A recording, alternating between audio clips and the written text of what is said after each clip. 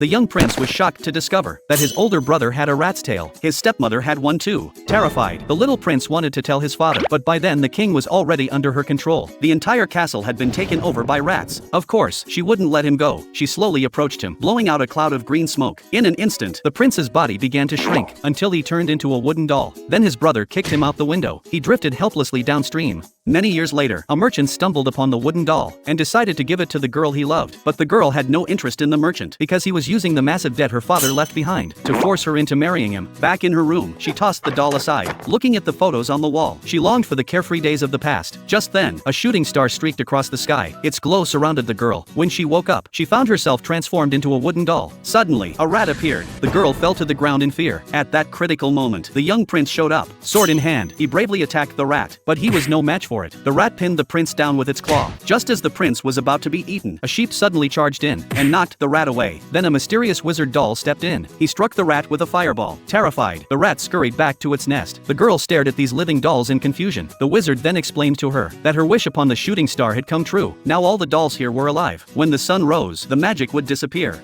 Meanwhile, unable to contain his curiosity, the young prince slipped into the rat's lair. This worried the wizard greatly, because if they didn't stay put, they might never break the curse. Determined to stop him, the girl crawled into the tunnel after him. The other dolls followed. They slid through the dark passageways and soon arrived in a strange new world. There, the girl accidentally bumped into the young prince. He confided in her, admitting that although he'd lost his memories, he was certain he wasn't just a doll, especially since he felt a strange connection to the rats. Looking at the palace ahead, suddenly his memories came flooding back. After learning what the prince had been through, the girl felt deep sympathy and decided to help him fight the rat queen. Just then, a carriage came speeding toward them. From it stepped a woman with a long tail, the prince's wicked stepmother. Will the young prince get his revenge?